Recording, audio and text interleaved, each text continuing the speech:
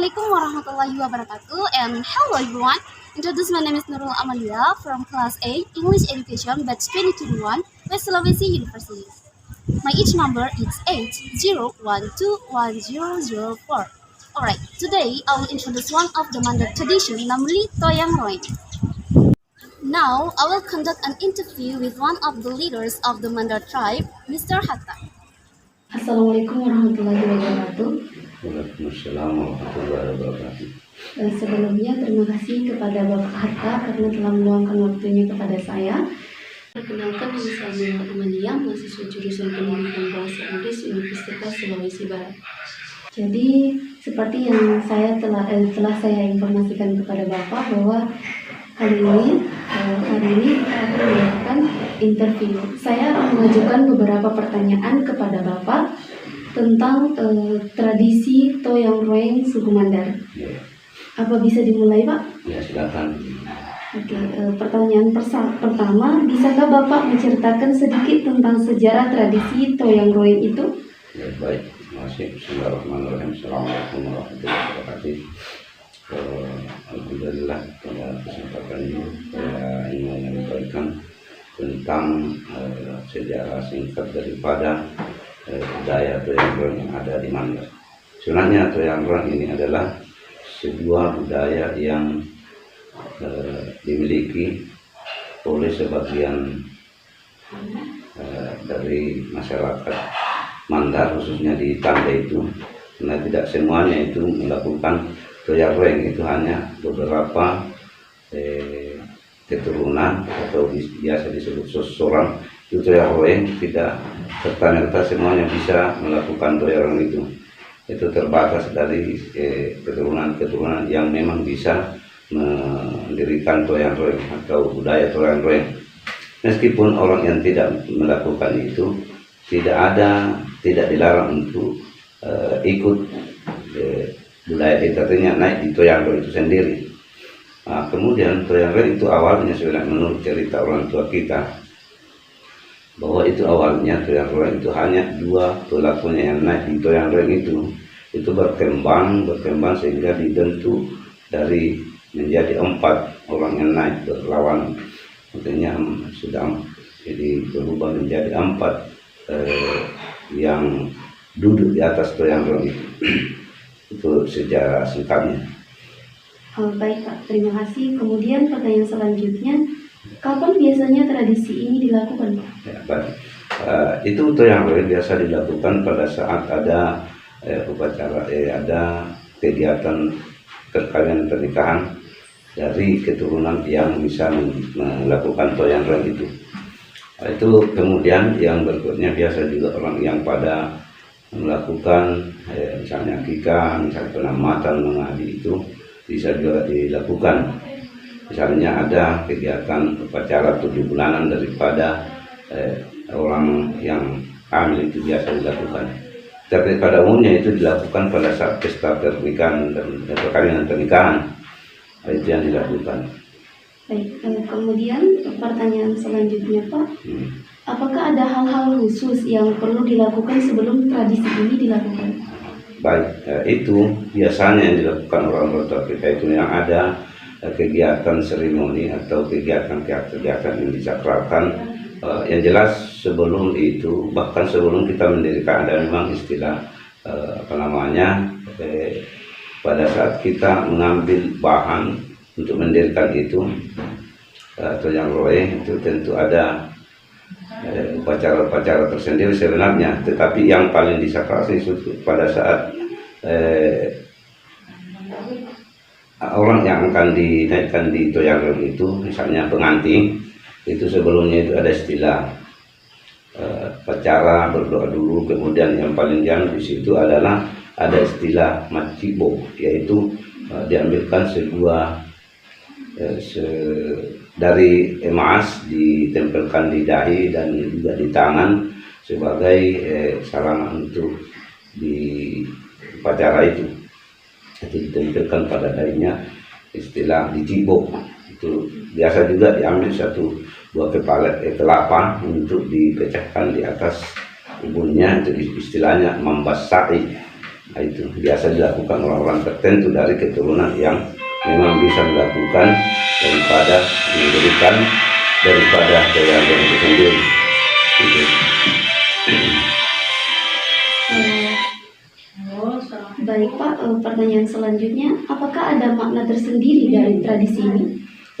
Makna yang paling sakral di situ bahwa yang mendirikan daripada toyangan itu merupakan sarana untuk melihat bahwa itu ada semacam sarana untuk menjelaskan tentang keturunan atau dari setiap yang bisa melakukan. Pasti orang yang mendirikan atau melakukan budaya toyangan itu, kalau kita menemukan di satu daerah, kita bisa pastikan bahwa orang itu adalah warga kita atau famili kita, ada hubungan kekeluargaan kita. Itu kalau sudah ada, itu cirinya tersendiri. Kemudian nilai-nilai kegotong royongannya juga pada saat mendirikan toyang royong itu sendiri. Kemudian ada juga sebagian setanatnya itu tidak terlalu kita anu bahwa orang yang tidak melakukan, ada kalanya ada berkeyakinan bahwa akan ada sesuatu hal yang terjadi apabila keturunan yang bisa mendirikan toyang-toyang itu tidak mendirikan pada saat melakukan pesta. Tapi kalau kita luruskan sebenarnya tidak seperti itu, karena memang hanya ini merupakan budaya dari segelintir orang-orang yang ada di Mandar, khususnya di Tande itu. Lebih khusus lagi orang-orang di Kasiwa sana. Nah, itu yang menjadi makna tersendiri. Yang jelas intinya paling di sini kalau kita bawa ke hal yang paling positif bahwa tentang tentang hubungan kekeluargaan, bahwa famili kita itu yang merupakan sarana untuk melihat tentang mencari hubungan kekeluargaan kita sesama warga, khususnya ini yang mendirikan melakukan toyang royong, yaitu sarana untuk ini. Oke, baik Pak, saya rasa sudah cukup untuk wawancara hari ini. Masih ada yang ingin Bapak tanyakan atau sampaikan? Baik, terima kasih. Mudah-mudahan dengan adanya wawancara ini ada nilai-nilai positif, tidak ada nilai-nilai negatif. Yang jelas bagi kami ini yang melakukan keluarga mendirikan toyang royong, tidak ada hal-hal yang akan membuat ke hal-hal yang negatif. Yang jelas itulah menurut apa yang kami tahu dari keturunan dari nenek moyang kami kita ini tentang daripada toyang royong. Semoga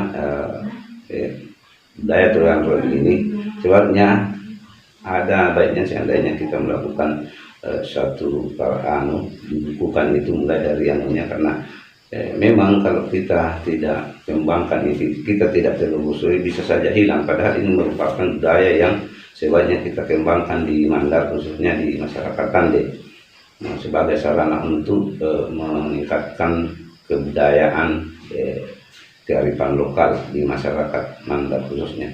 Terima kasih. Assalamualaikum warahmatullahi wabarakatuh. Alright everyone, that was the result of my interview with Mr. Hatta. Now I will show you the Toyang Royong Mandar tradition itself. So, keep watching! Alright everyone, so this is the tradition of the Toyang Royong Mandar tribe. Toyang Royong is one of the unique traditions of the Mandar tribe, the Sulawesi. This tradition is a game similar to a carousel. This tradition is often held at weddings or bridal parties in Mandar. This tradition is a game that uses bamboo and wood. It is a swing ride supported by two large pieces of wood. This game has 4 seats with separate and hanging positions, then move manually with the help of several people. When it starts playing, the people who ride it will look like they are swinging.